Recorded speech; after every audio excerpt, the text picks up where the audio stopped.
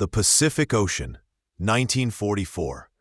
Beneath the rising sun, Japan's proud carrier fleet sails into battle once again. On the decks, young deckhands scramble, fueling aircraft. Pilots stand by, some barely out of training, their nerves hidden behind forced smiles. Below deck, maintenance crews work tirelessly in the dark belly of the ship. None of them know. They will almost certainly never return. By the end of the war, over 91% of Japan's carrier crews would be dead. Not just pilots, not just officers, but entire teams of sailors, mechanics, and deckhands, swallowed by the sea. This was not just the result of battle, but of a single order, issued in desperation: fight to the death, no retreat. This is the story of how Japan's carriers, once the most feared fleet in the world, became floating coffins, and why almost none of their crews ever made it home. At the start of World War II, Japan's carrier fleet was unrivaled. 6 carriers at Pearl Harbor had launched an attack that shook the world. In 1942, at the Battle of the Indian Ocean, Japanese carriers roamed freely, sinking British ships with ruthless efficiency. To many, Japan looked unstoppable at sea. But there was a problem. Unlike the United States, which had vast industrial resources, Japan's ability to replace ships and crews was limited. Every carrier lost, every sailor killed, was almost impossible to replace. And yet, their war doctrine, rooted in Bushido, the samurai code, demanded sacrifice above survival. To Japan's high command, carriers were not just machines of war. They were symbols of national honor. Losing them wasn't just a setback, it was shameful.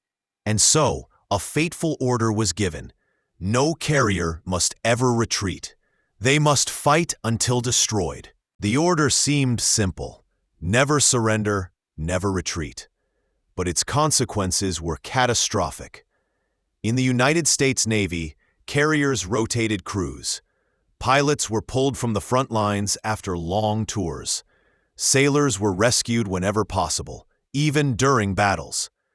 The goal was to preserve experience, to build a war machine that grew stronger over time. In Japan, it was the opposite. Carrier crews were treated as expendable. If a ship was hit, rescue operations were minimal. Entire crews were left to sink with their ship. For the men aboard, this was not just possible, it was expected. Consider the Battle of Midway. 4 Japanese carriers, Akagi, Kaga, Soryu, Hiryu, were destroyed. Thousands of sailors went down with them. Few survivors returned home. While the Americans lost the Yorktown, most of her crew were rescued and reassigned. The difference in doctrine was already clear. By 1944, this order had turned into a death sentence. When Japan's fleet sailed into the PH, the turning point came in June 1944, during the Battle of the Philippine Sea, a battle American pilots would later call the Great Marianas Turkey Shoot. Japanese carriers launched wave after wave of inexperienced pilots. Many had less than 100 hours of flight training. They faced seasoned American aviators flying Hellcats, guided by radar and directed by superior tactics. The result was a massacre. Over 600 Japanese aircraft were lost in a single battle. Carrier decks were left nearly empty. Those who managed to return often crash-landed on burning ships. But the greatest tragedy was below deck. As bombs and torpedoes slammed into carriers, like the Shokaku and Taiho, explosions tore through fuel lines and ammunition stores. Crews were trapped. Fires spread faster than damage control teams could respond. Within hours, thousands of men were swallowed by the sea. For the Americans, losses were painful but manageable. For Japan, every carrier lost was irreplaceable. Every son.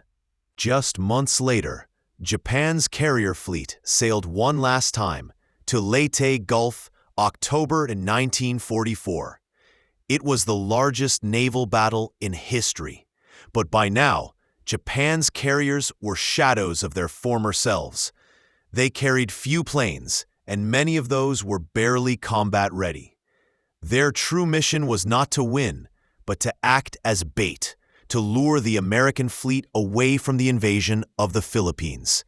The result was devastating. Carriers like the Zuikaku and Zuiho were sent into hopeless battles, their crews ordered to fight to the end. American dive bombers and torpedo planes struck relentlessly. Entire decks erupted in flames. Explosions ripped ships apart. As they sank, thousands of crewmen were trapped inside. Few lifeboats were launched. Fewer still were rescued. Out of the hundreds of men who once crewed these mighty carriers, barely a fraction survived. For many, Leyte was the graveyard of Japan's naval aviation. By the end of the war, Japan's carrier fleet had been annihilated.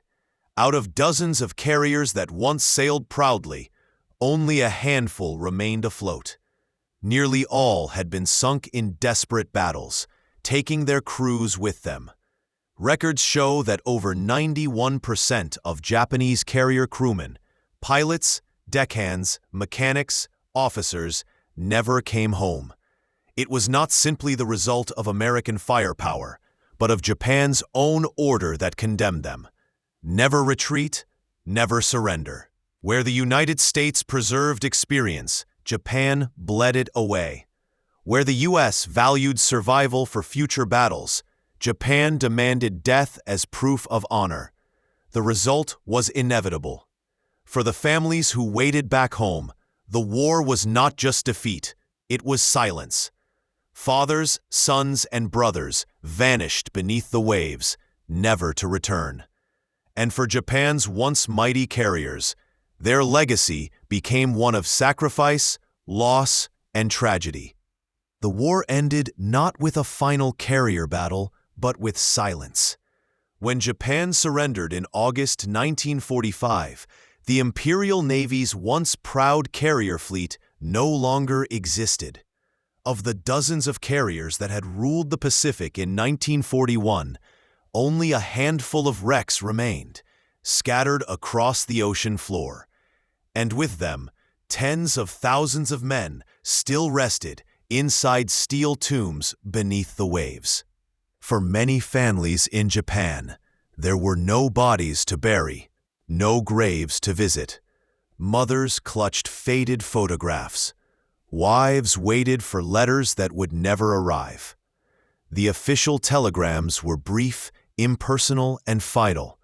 Killed in action, at sea. In the years that followed, these men became more than statistics. Their loss reshaped communities. Entire villages lost their young men. Naval towns became quiet places filled with widows and aging parents. In post-war Japan, memory of the carrier crews lived on quietly. At first, the nation focused on rebuilding factories, cities, lives. There was little time to dwell on the past, but as the decades passed, historians, divers, and families began to revisit the stories of those who had vanished at sea.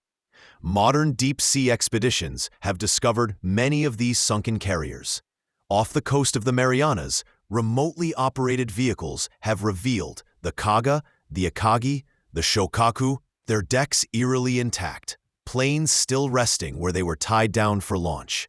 These are not just wrecks, they are graveyards. Every year, memorial services are held near these sites. Survivors, now few in number, lay flowers on the water's surface. Some share their stories for the first time. Others simply stare out at the horizon in silence, remembering faces that never returned. One survivor of the Zuikaku later said, "I still dream of the flight deck at dawn. I see their faces. I hear the engines. And then, nothing but the sea." For him, and for many like him, the war never truly ended.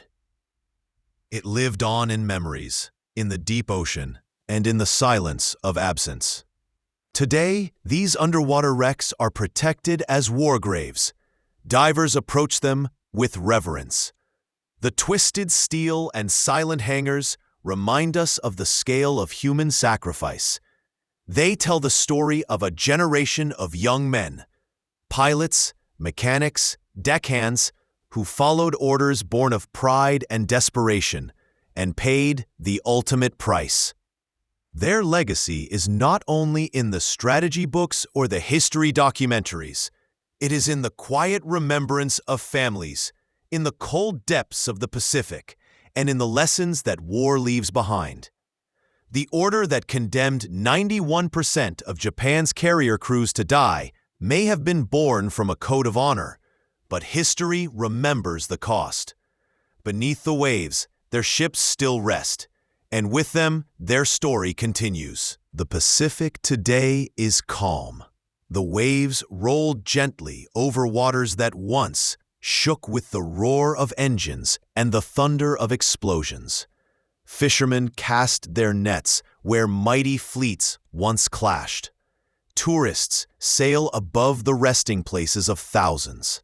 Time has moved on, but the sea remembers. Beneath the surface lie the silent witnesses of history, steel giants that carried Japan's hopes, its pride, and ultimately, its tragedy. Each twisted beam and collapsed hangar tells a story of young men who followed their orders, of a nation that sent them to fight without return, and of the ocean that became their grave. War is often remembered in terms of victories and defeats, ships sunk, planes downed, territories gained. But behind every statistic are lives, dreams cut short, families left waiting. For Japan's carrier crews, the end did not come in a single moment. It came wave by wave, battle by battle, until an entire generation vanished into the deep. More than 91% never returned home, a number that speaks not just to the brutality of war, but to the decisions that shaped their fate. Today, as technology allows us to see these wrecks in stunning detail, we are reminded that history is not abstract. It's real, tangible, resting in the darkness, waiting to be remembered. The story of Japan's carrier crews is not one of victory, nor even simply of defeat. It is a story of sacrifice, of men caught between loyalty, honor, and the unstoppable tide of history. And as long as the Pacific waves continue to roll, their echoes will remain. And that is the story of Japan's carrier crews, a story of sacrifice, strategy, and tragedy that still echoes beneath the waves today. If you enjoyed this deep dive into history and want more stories like this, don't forget to like the video, share it with others who love military history, and subscribe to the channel for more powerful narratives from World War II and beyond. Thank you for watching, and until next time, keep history alive.